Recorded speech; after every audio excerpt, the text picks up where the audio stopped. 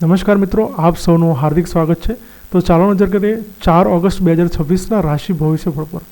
સૌપ્રથમ વાત કરીએ ચંદ્રદેવની રાશિ વિશે। તો ચંદ્રદેવ આજે મીન રાશિમાં વિરાજમાન છે અને રેવતી નક્ષત્રમાં છે।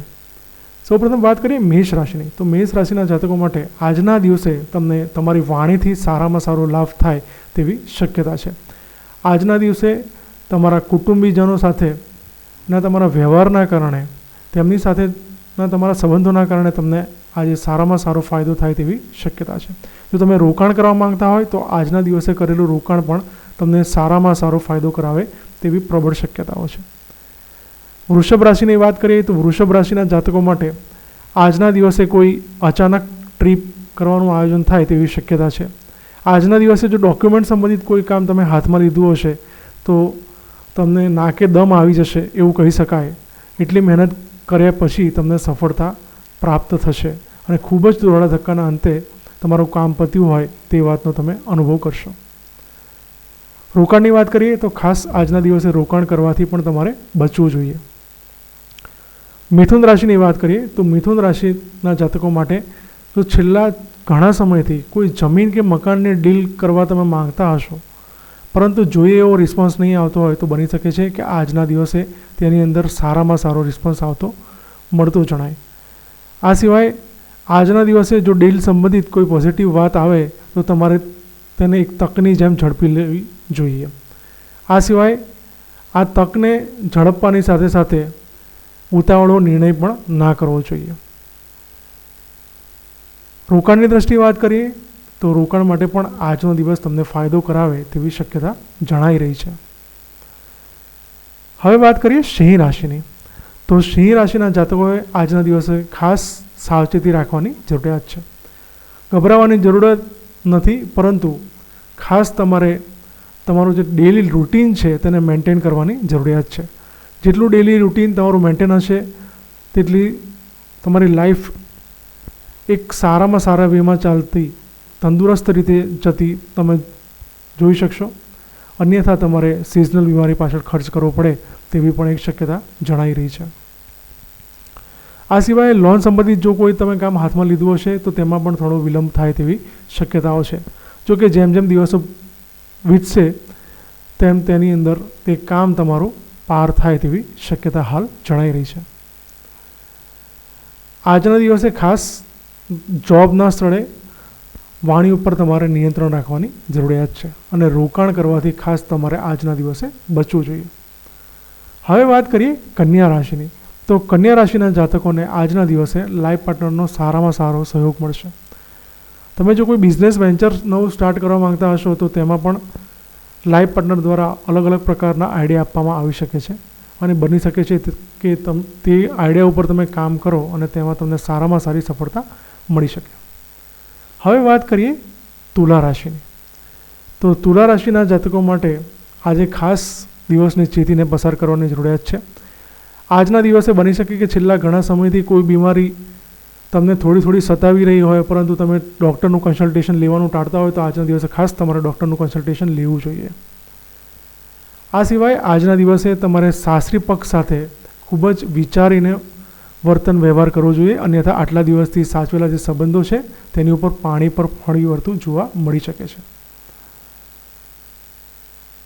હવે વાત કરીએ ધન રાશિની।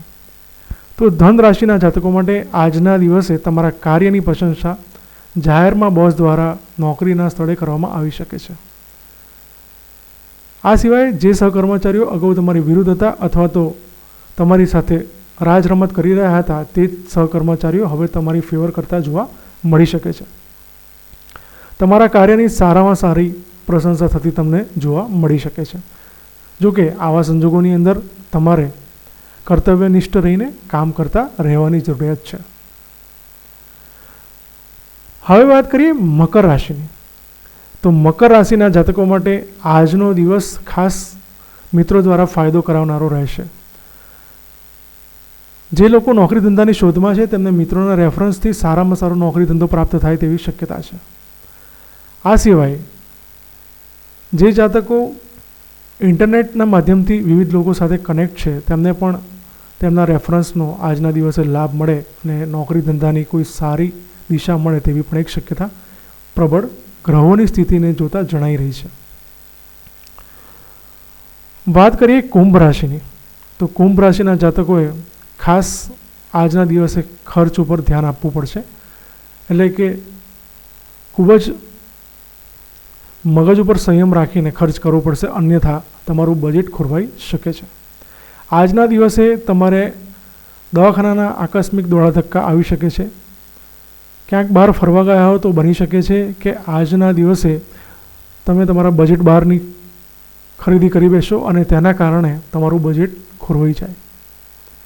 વિદેશ સંબંધિત કોઈ કામ તમે જો હાથમાં લીધું હશે તો બની શકે છે કે તેમાં આકસ્મિક ખર્ચ આવી શકે છે. ખાસ રોકાણની વાત કરીએ તો રોકાણ કરવાથી તમારે બચવું જોઈએ. હવે વાત કરીએ મીન રાશિની, તો મીન રાશિમાં જ આજે ચંદ્રમા હોવાથી આજનો દિવસ મીન જાતકો માટે ખાસ સેલ્ફ સેન્ટ્રિક રહેશે. આજના દિવસે તમે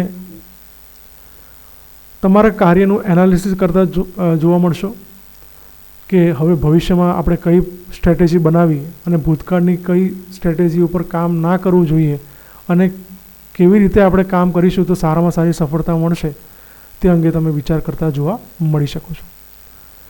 હવે રોકાણની દૃષ્ટિએ વાત કરીએ તો કઈ રાશિ માટે રોકાણ કેવું રહેશે તે અંગે વાત કરીએ તો સૌપ્રથમ